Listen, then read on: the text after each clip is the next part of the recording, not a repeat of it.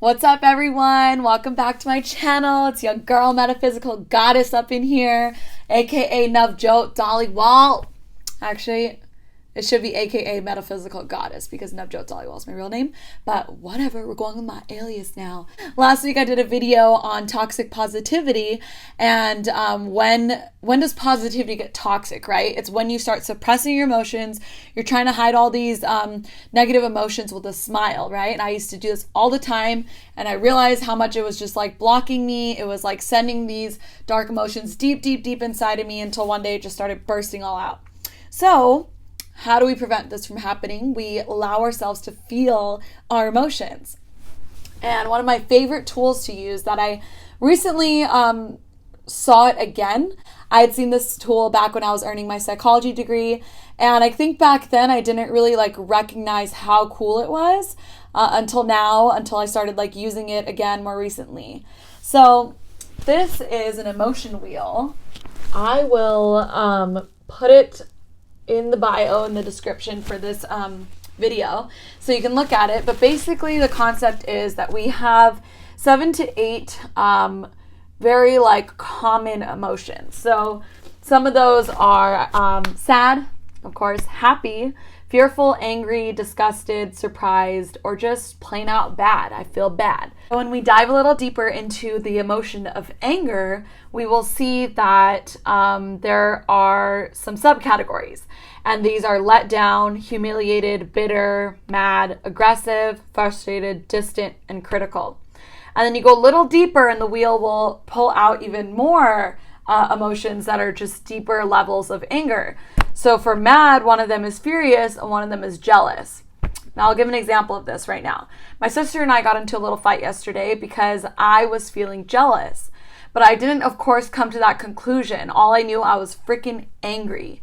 I was super angry, and I was almost about to, I probably did take it out on her a little bit with some harsh words, which I'm so sorry, sis. You know I love you. But 5 or 10 minutes later, I thought about this wheel, and I was okay, what is the root of this anger? Where is it coming from? And I realized I was jealous because my sister looked bomb AF for this Christmas party we went to yesterday, and I felt less than. So that is usually how we feel when we're jealous, right? So it's usually an insecurity or something that comes up.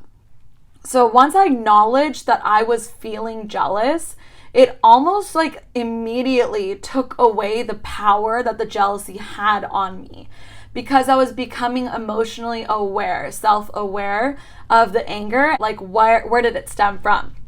So this case that I'm talking about yesterday was something that got healed pretty fast because I acknowledged that I was jealous. I told my sister that I was jealous and I apologized for my behavior. So in other cases, anger is one of those things where it's not going to be as easy to let go of, especially depending on if you have a short fuse or if you just don't really know how to let go of anger, easily, which is totally fine. We're human. Side note, this is super key. A few years ago when I went to India, my cousin was laughing at me because I was saying I am hungry. And he was like, what? That doesn't even make sense, right? Because in Punjabi, you wouldn't say that. It's more, I am feeling hungry, right? Mainu bhukh lagdi hai. So this is super key because words are really, really important. And it's important to detach who you are from your emotions, right? Because you are not your emotions. You are feeling your emotions, right? You are not your thoughts. You are just thinking your thoughts. When you take yourself into this observer mode, it lets your emotions and your thoughts, your feelings, anything in that realm, not take over who you are, not make you change the way that you see yourself. And this is super, super key. So when we're feeling like shit, our boyfriend just cheated on us, we just broke up with him, we're angry, right? It's important to acknowledge I am feeling angry because the deeper emotion is I am disappointed, I am hurt by this other person's actions, right? But it's important to remember that other person's actions have nothing to do with who you are as a person. It doesn't make you less than that he or she did this to you. So instead of retaliating with this anger, instead of throwing fire back at your ex-lover, you know, we think that that would make us feel good, right? Because it's just this immediate reaction. I'm angry, I'm gonna freaking throw a bag in your face. I mean, it would make you feel good for like a second, but it's not going to deep down heal that anger, that pain, that hurt that you are experiencing. So the best thing to do when we're angry is to separate ourselves, especially when we're angry with another person.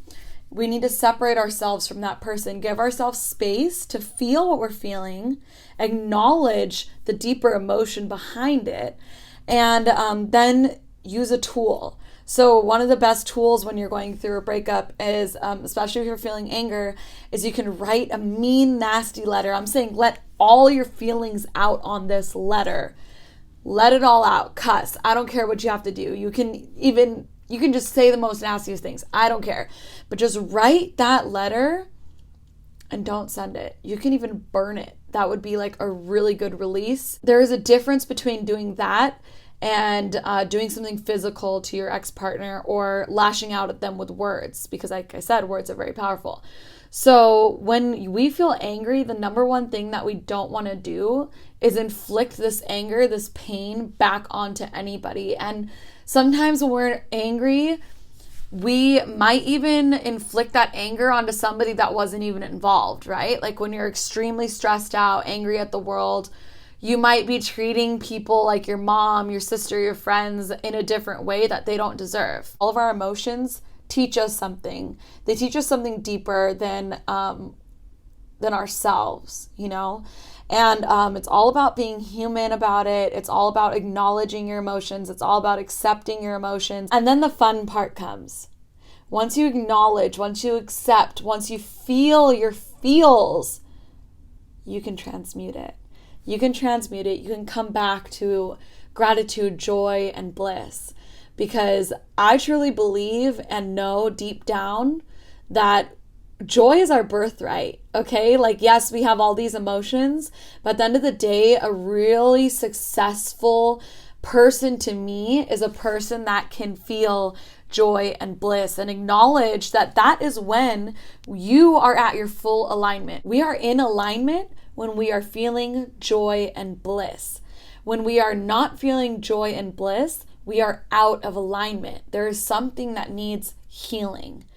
And it is possible to heal from these negative emotions and still come back to this joy and bliss.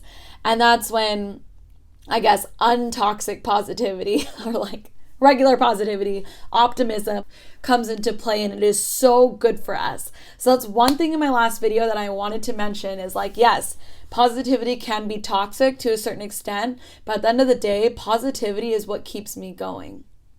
It is what helps me transmute these negative energies, because at the back of my mind, and even if it's like a little bit, even if I'm sad as shit, feeling depressed, don't want to get out of bed for 3 days, in the back of my mind, I know that everything's going to be okay.